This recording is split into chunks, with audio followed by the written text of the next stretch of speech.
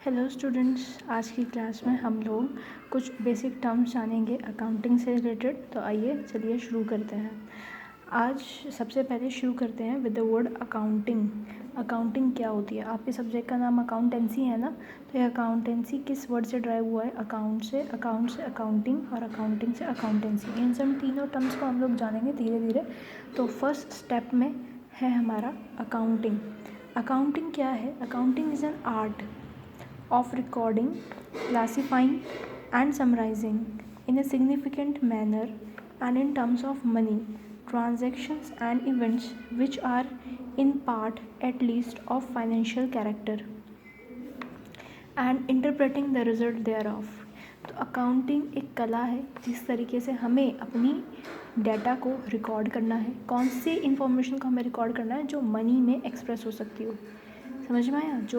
जिन उन ट्रांजैक्शंस को रिकॉर्ड करना है और उनकी तारीखों के हिसाब से, ठीक है, जो जिसे आप मनी में एक्सप्रेस कर सके। अब इसका एक छोटा सा एग्जांपल देती हूँ। सपोज़ एक शॉपकीपर है, वो जिस दिन जो सामान बेच रहा है वो उसको सिस्टमेटिक तरीके से अगर रिकॉर्ड करता है तो उसके लिए काफ़ी आसान हो जाएगा ये जानने के लिए कि उसके पास अब कौन सा सामान बचा है, कौन सा सामान ख़त्म हो चुका है, अब उसे कौन सा सामान नया मंगवाना है। समझ में आया? किस सामान की सबसे ज़्यादा डिमांड है। तो ये एक एनालिसिस में उसे हेल्प करती है। तो अकाउंटिंग में सबसे पहले तो हम उन ट्रांजैक्शंस को रिकॉर्ड करेंगे जिसको आप मनी के रूप में एनालाइज कर सकते हो, जो मनी में एक्सप्रेस हो सकती है, ठीक है, उनके इवेंट्स के साथ यानी कि डेट्स के हिसाब से। फिर हमारा नेक्स्ट स्टेप होता है उन्हें क्लासीफाई करने का। सबसे पहले क्या करना है? रिकॉर्ड करना है, फिर उन्हें क्लासीफाई करते हैं। क्लासीफाई करने का क्या मतलब होता है? जैसे एक छोटा सा एग्जांपल देती हूँ। अभी मैंने आपको शॉप के बारे में बताया कि एक शॉपकीपर क्या है, अपनी डेट के वाइज से सारी इन्फॉर्मेशन, अकाउंटिंग इन्फॉर्मेशन को रिकॉर्ड करा है कि मैंने ये सामान बेच दिया, ये सामान बेच दिया, मैं ये सामान बेच दिया। या आप किसी मॉल में जाते होंगे तो आपको पता होगा ना, वहाँ पे वो कंप्यूटराइज लिस्ट आपको बना के देते हैं, यानी कि वो पूरा अपडेट रख रहे हैं। अब उनको पता है कि हमारे कौन से सामान जो है वो ख़त्म हो जाएगा, मतलब इतनी सेल हो गई है तो ये वाला सामान आपका ख़त्म होने वाला होगा। समझ में आया? तो अब वो नेक्स्ट स्टेप क्या करते हैं कि जो छोटे दुकानदार होते हैं बेसिकली, वो क्या करते हैं कि उनके पास कुछ ऐसे ग्राहक आते हैं जो उनसे सामान उधार पर लेके जाते हैं। ठीक है, उधार पर मतलब होता है क्रेडिट पर लेकर जाना। क्लियर हुआ? अब उन लोगों का क्या करते हैं, वो एक पेज मेंटेन रखते हैं। आपने अगर कभी देखा भी हो तो कई लोग होते हैं ये कहते हैं कि डायरी में लिखवाया ना, कॉपी में लिखवाया ना। तो वहाँ पे कॉपी में उनका नाम होता है ऊपर, और उसके हिसाब से उन्होंने जो भी सामान महीने में ख़रीदा है उसकी सारी एंट्री बना दी जाती है। फिर जैसे एक पेज हो गया राम का, दूसरा पेज हो गया शाम का, फिर घनश्याम का। इस तरीके से एंट्रीज़ को क्या कर दिया? क्लासीफाई कर दिया। क्लियर हुआ? तो अकाउंटेंसी में जो main books of account prepare करी जाती है, बड़ी बड़ी कंपनीज करती हैं, वो भी अपने एसेट्स को इस तरीके से डिफरेंट अकाउंट में डालकर उसको क्लासीफाई कर देती है। फिर जब आप बहुत ज़्यादा अकाउंट्स बना लेते हो तो क्या हमें एक समरी की ज़रूरत पड़ती है। जैसे राम ने पूरे महीने भर का इतना जो आइटम थे वो हमने एक पेज पे डाल दिए, क्लासीफाई कर दिए उसके सारे, कि उसने जो है आटा ख़रीदा है 100 रुपये का, उसने जो दाल ख़रीदी है 200 रुपये की, उन जो पूरे पेज का टोटल बनता है। ठीक है, तो हम एक पेज पे तो लिखते ही हैं, एंड में लिखेंगे ही हर एक का।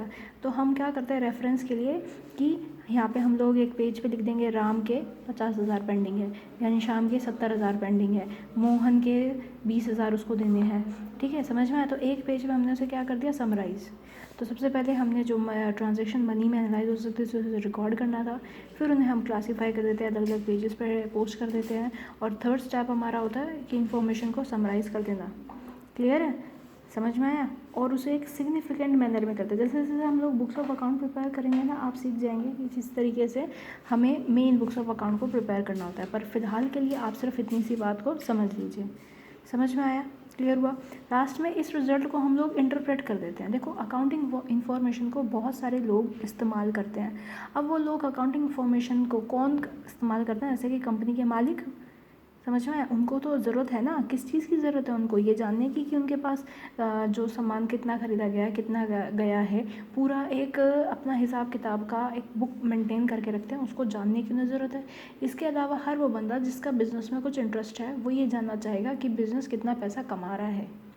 क्लियर हुआ? किस तरीके से अपनी फाइनेंशियल बुक्स को मेंटेन कर रहे हैं। तो उसके लिए वो क्या करते हैं कि उस रिज़ल्ट को इंटरप्रेट करके फिर डिफरेंट जो बंदे जिनका कुछ इंटरेस्ट है बिज़नेस में, उन तक वो फाइनेंशियल रिपोर्ट पहुंचाई जाती है। क्लियर, ये तो थी अकाउंटिंग की डेफिनेशन। आगे चलते हैं, कुछ बेसिक टर्म्स जानते हैं अकाउंटिंग से रिलेटेड। पहली टर्म है हमारी एंटिटी। एंटिटी का मतलब क्या होता है? अगर आप कोई हॉन्टेड सीरियल देखते हो, फिल्म देखते हो, तो उसमें अक्सर होता है कि हाँ कोई सुपर नेचुरल एंटिटी है, यानी कि एक पर्सन को भी एंटिटी कहा जाता है, जिसको आप आइडेंटिफाई कर सके, स्पेसिफिकली आइडेंटिफाई कर सके, समझ में आया? उसे हम एंटिटी कहते हैं। एक ह्यूमन बीइंग भी एक एंटिटी होता है, एक बिजनेस भी एक एंटिटी है, ठीक है? तो एंटिटी मीन्स ए स्पेसिफिकली आइडेंटिफाइबल बिजनेस और इंडिविजुअल एग्जिस्टेंस, यानी कि जिसकी एक सिग्निफिकेंट एग्जिस्टेंस है, ठीक है? कोई बंदा स्पेसिफिकली एग्जिस्ट कर रहा है, उसे हम एंटिटी कहते हैं। अब ये एक इंसान भी हो सकता है और एक बिजनेस भी हो सकता है, ठीक है? अब इसमें एग्जांपल देखो, जैसे सुपर बाज़ार है, वो भी एक तरीके की एंटिटी है। आईटीसी लिमिटेड, आईटीसी लिमिटेड जो क्लासमेट की आपकी कॉपियाँ आती हैं, वो आईटीसी लिमिटेड ही मैन्युफैक्चर करते हैं, ठीक है? तो ये भी एक एंटिटी ही है। रिलायंस इंडस्ट्री, ये भी एक एंटिटी है।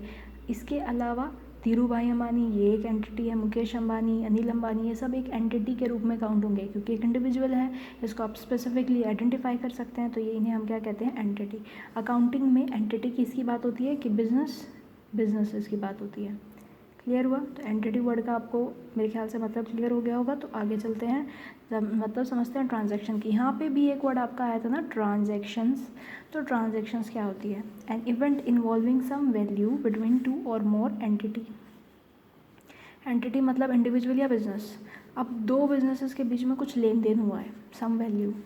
An event involving some value between two और मोर एंटिटी, दो एंटिटीज़ के बीच में, यानी दो इंडिविजुअल या दो बिजनेसेस के बीच में किसी तरीके का एक्सचेंज, आदान प्रदान हुआ है, उसे हम कहते हैं ट्रांजैक्शन। अब वो ट्रांजैक्शन में एग्जांपल देखो, जैसे परचेज ऑफ गुड्स, आपने सामान खरीदा। आप सामान कैश में भी खरीद सकते हो और क्रेडिट में भी खरीद सकते हो, है ना? हम सामान कैश में भी खरीद सकते हैं और उधारी पे भी खरीद सकते हैं, तो ये भी एक तरीके की ट्रांजैक्शन हो गई। आपको पैसा मिला है, तो ये भी एक ट्रांजैक्शन है। क्लियर? आगे चलते हैं, मतलब जानते हैं थर्ड टर्म का, दैट इज़ एसेट। एसेट का मतलब क्या होता है? Asset are economic resources of an enterprise that can be usefully express in monetary terms. Asset हमारे होते हैं, एक अगर लेमैन की लैंग्वेज में बोलूँ, जब आप घर में उठते हो सुबह सुबह और आपकी आंखों के आगे जो भी चीज़ें हैं वो सब आपका एसेट है। आपका बेड जिस पर आप सोए हुए हो, आपका fridge, washing machine, TV, AC, समझ में आया? आपकी मदर ने जो गोल्ड पहना हुआ है, वो सब हमारा एसेट है। क्यों? क्योंकि हमने उसको ख़रीदा हुआ है। क्लियर है? तो वो सारी चीज़ें हमारी क्या होती है? एसेट होती है। आपका घर, आपका लैंड, आपकी फील्ड, आपके खेत, आपकी इवन लाइफ स्टॉक भी, भैंस अगर वगैरह हो आपके घर में, तो वो सब भी आपके लिए एसेट होती है। तो एसेट का मतलब वो चीज़ें, वो economic resources of an enterprise that can be usefully express in monetary term, जिसको आप पैसे में नाप सकते हो।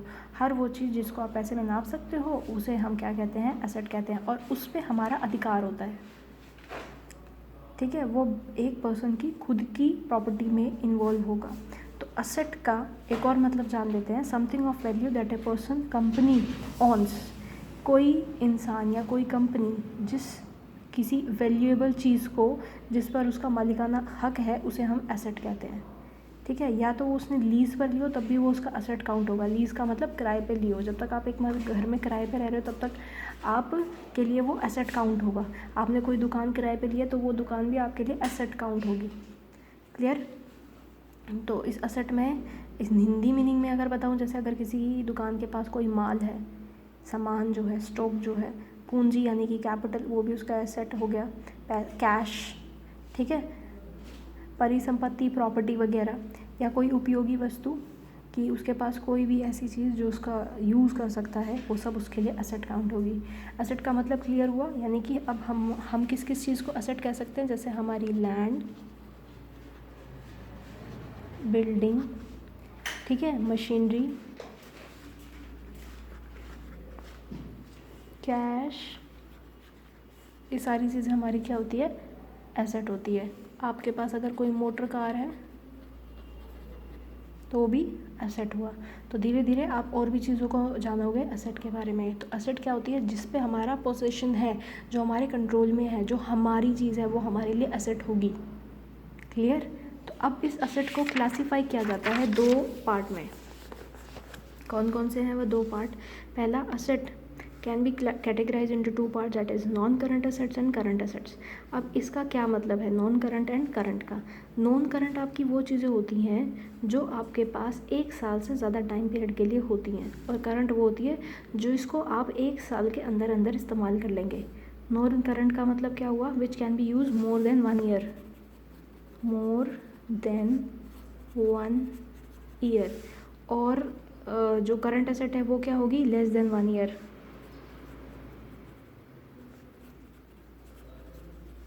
अब लेस देन 1 ईयर क्या क्या चीज़ें हो सकती है हमारे पास? जैसे आप ये नोटबुक ही देख लीजिए, एक भर जाती है ना 1 साल के अंदर ही अंदर, जो आप स्कूल में रेगुलर इस्तेमाल कर रहे हो, ठीक है, तो वो आपकी करंट असेट्स में आएगी। और जो लंबे टाइम तक इस्तेमाल हो रही है वो सारी चीज़ें आपकी नॉन करंट में आएगी।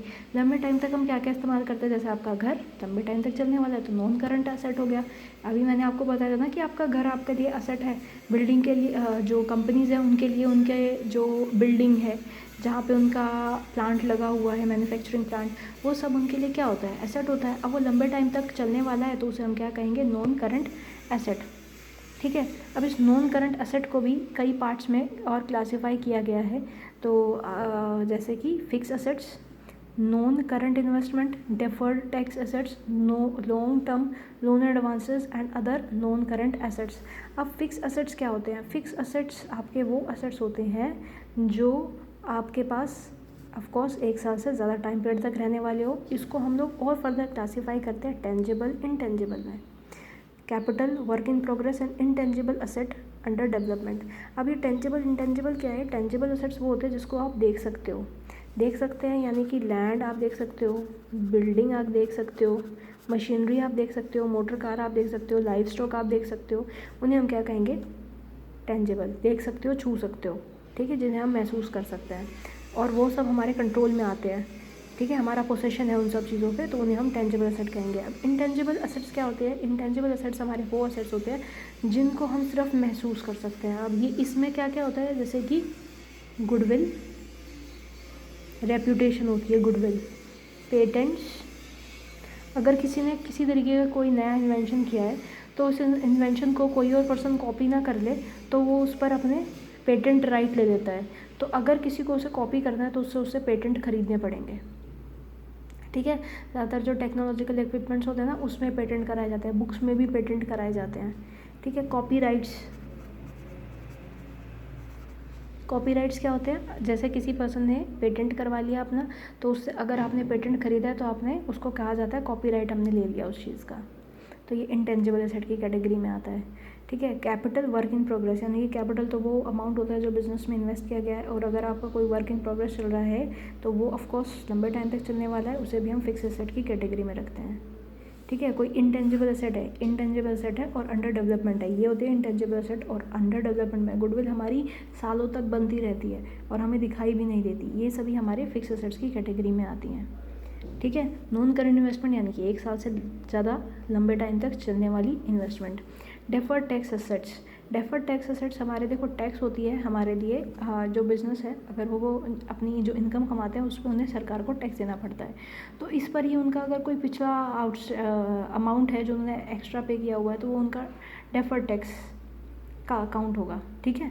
और long term loan and advances, businesses खुद भी लोन एंड एडवांस खुद भी लोन ले सकता है और किसी को दे भी सकता है, तो अगर उसने किसी को लोन एंड एडवांसेस दिए हुए हैं तो वो उसके लिए असेट काउंट होगा, ठीक है। अगर उसने लिए हुए हैं तो वो लाइबिलिटी काउंट होगा, जो हम नेक्स्ट कंसेप्ट पढ़ेंगे।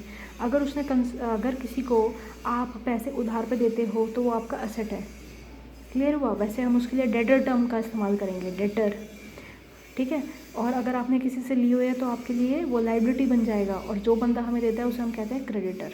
इसके अलावा और भी कुछ नॉन करंट असेट्स आपके यहाँ पे आ जाएंगे। नेक्स्ट जो हमारे पास 1 साल से कम टाइम पीरियड तक रहते हैं, करंट असेट्स की बात करते हैं।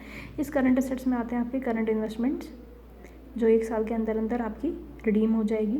इन्वेंट्रीज़ का मतलब आपका stock.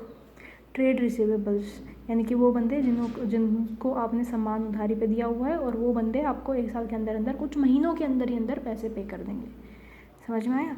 Cash and cash equivalents, cash यानी कि जो आपके पास नगद पैसा होता है, इक्विवेलेंट्स यानी कि बैंक में या आपकी एफडीज़ वगैरह हैं, वो सब कैश एंड कैश इक्विवेलेंट्स भी करंट एसेट्स की कैटेगरी में आता है। Short term loan and advances, देखो आप लंबे टाइम के लिए भी किसी को लोन दे सकते हो और छोटे टाइम के लिए भी दे सकते हो। अगर लंबे टाइम के लिए देते हो तो नॉन करंट की कैटेगरी में आता है, और छोटे टाइम के लिए देते हो तो आपका करंट असेट्स की कैटेगरी में आता है। और इसके अलावा कुछ अदर करंट असेट्स, जैसे कि अगर आपने कोई अपना प्रीपेड एक्सपेंस पहले से ही अपना कुछ प्रीपेड एडवांस में ही कोई एक्सपेंस पे कर दिया, तो वो हमारा असेट काउंट होता है। जैसे आप अपना वो फ़ोन इस्तेमाल करते हो, इस फ़ोन में आपके पास 2 ऑप्शन होते हैं, या तो आप पोस्ट पेड पे सिम ले लीजिए या प्रीपेड पे ले लीजिए। तो प्रीपेड में क्या होता है, आप पहले पैसे देते हो फिर आप सर्विसेज को यूज़ करते हो, तो जो आपने पहले पैसे दे दिया तो वो आपके लिए क्या काउंट होगा, एसेट काउंट होगा। ठीक है, तो आज की क्लास में हमने असेट तक जाना है। नेक्स्ट क्लास में हम लोग लायबिलिटीज़ और बाकी कुछ कंसेप्ट पे डिस्कस करेंगे। अगर आपको कुछ भी डाउट है तो आप प्लीज़ मुझे बता दीजिए। Thank you, take care. अगर कुछ भी प्रॉब्लम है तो प्लीज़ बताइएगा ज़रूर, क्योंकि आप लोगों का रिस्पांस आएगा तभी मुझे पता चलेगा कि आपको कितना कंसेप्ट समझ में आ रहा है। और अगर किसी भी टर्मिनोलॉजी में कोई भी प्रॉब्लम आई है आपको, तो प्लीज़ आप मुझे बताएं।